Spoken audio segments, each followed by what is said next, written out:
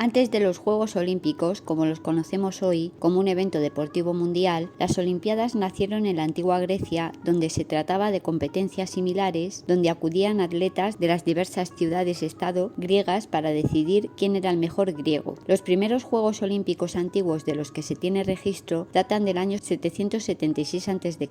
y su denominación corresponde al lugar donde se realizaban, la villa griega de Olimpia, donde estaba el santuario más importante del dios Zeus. Los Juegos Olímpicos antiguos, como se hace hoy en día, se disputaban cada 4 años y el periodo de tiempo entre juegos era denominado Olimpiada. Se trataba de un evento tan importante para la antigua Grecia que durante la celebración de los Juegos se promulgaba una tregua olímpica, la cual permitía a los atletas viajar en condiciones de seguridad desde sus ciudades hasta Olimpia. Los Juegos Olímpicos fueron el acontecimiento cultural más importante de la antigua Grecia y se celebraron durante 293 Olimpiadas consecutivas. Tan importantes eran los Juegos en el mundo antiguo que incluso se utilizaban como base para el calendario. De acuerdo con diferentes fuentes bibliográficas, un relato del geógrafo griego Pausanias describió que los Juegos Olímpicos fueron creados por Heracles, Ideo, un dáctilo, seres que según la mitología griega fueron quienes enseñaron a trabajar el metal, las matemáticas y el alfabeto a los humanos. Heracles, Ideo, propuso a sus hermanos una carrera en la que el vencedor sería premiado con una corona de olivo silvestre, y fue este quien estableció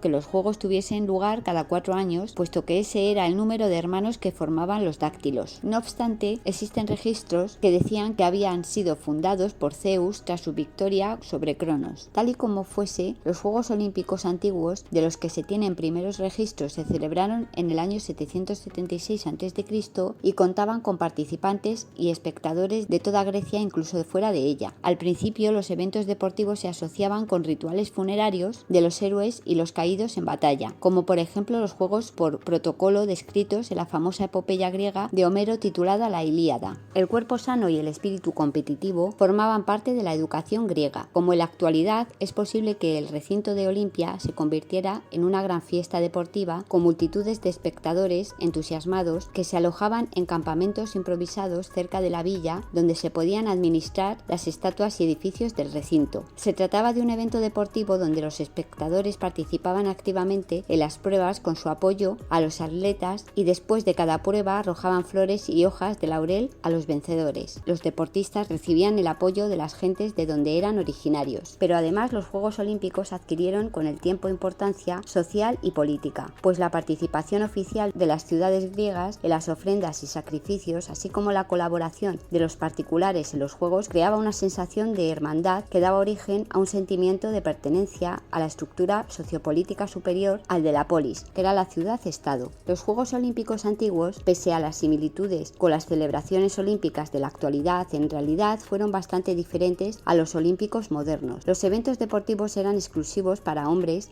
libres, fuera del yugo de la esclavitud, que hablasen griego. Había menos disciplinas competitivas, siempre se celebraban en el mismo lugar. Los Juegos comenzaban con una procesión que iba desde la ciudad anfitriona de Elis hasta Olimpia. La procesión era encabezada por los jueces y al llegar a Olimpia todos los atletas y funcionarios juraban seguir las reglas establecidas de las competencias y competir con honor y respeto. Para comunicar la llegada de los Juegos, la organización enviaba desde Elis a los heraldos, quienes tenían la misión de ir por toda Grecia que se acercaba a las celebraciones. Para facilitar el desplazamiento de los espectadores y los atletas y por respeto a la importancia religiosa de los Juegos, se convocaba una tregua de 1 o más meses de duración en toda Grecia, en la cual se suspendían todas las contiendas bélicas y se prohibían obstáculos al espectador o atleta. Esto no se ha mantenido en la actualidad, pero además en los Juegos Olímpicos antiguos a las mujeres no se les permitía participar ni tampoco ver las pruebas desde el público, salvo con contadas excepciones. Como en la actualidad, los atletas se entrenaban bajo la atenta mirada de un entrenador profesional, incluso un preparador físico, quienes sabían cómo desarrollar mejor los grupos musculares adecuados para cada disciplina, así como la mejor dieta para cada una y la cantidad correcta de ejercicios que había que hacer dependiendo de cada caso. En algunos casos, los atletas más exitosos agradecían públicamente a sus entrenadores con la dedicación de una estatua en su honor en el lugar. Los Juegos Olímpicos antiguos duraban 5 días y durante la ceremonia de apertura los atletas hacían un estricto juramento que los obligaba a respetar las reglas del encuentro. La norma de los Juegos estaban grabadas en tablas de bronce ubicadas normas en la sede del Senado Olímpico. Dentro de las normas estaba que para participar los atletas debían ser griegos, hombres libres, jóvenes y superar un periodo de entrenamiento de 10 meses en la ciudad de Elis. Estaba prohibido matar al adversario en la lucha o empujarlo peligrosamente durante las carreras. En los Juegos Olímpicos antiguos había diferentes competiciones llamadas agones, donde los competidores encontraban las carreras, el salto de longitud, el lanzamiento de disco y de jabalina. También estaban los agones o el pugilato, donde se golpeaba al adversario únicamente con los puños. También se encontraban los agones hípicos, las carreras de carros, las cuales constituían el momento más importante de los Juegos Olímpicos. Las carreras de caballos podían tener obstáculos como vallas, fosos, pendientes y terrenos difíciles. Ambas carreras se practicaban en el hipódromo de Olimpia, un circuito de 1540 metros. Se realizaba también la prueba de pentatlón, considerada la prueba de la perfección para el hombre completo en su destreza y fuerza, pues estaba compuesta por 5 actividades: salto, lanzamiento de disco, jabalina, velocidad y lucha. Los ganadores de las diversas pruebas eran reunidos en el templo de Zeus y recibían como premio honor y gloria, representados por un objeto simbólico que con el paso del tiempo se definió con una corona de laurel, y además el nombre del padre del ganador, el lugar de nacimiento y el linaje se inscribían en un registro. Todo aquel capaz de vencer en todas las pruebas del pentatlón tenía derecho a una estatua en el templo de Zeus, honor que muy pocos lograron en la historia. Durante las primeras Olimpiadas, la carrera a pie del estadio fue la única prueba y se mantuvo como la más prestigiosa a lo largo de la historia de los Juegos. Consistía en una competencia con una pista de longitud de 192 metros. Aunque hoy en día el deporte y las disciplinas atléticas hacen parte de la cotidianidad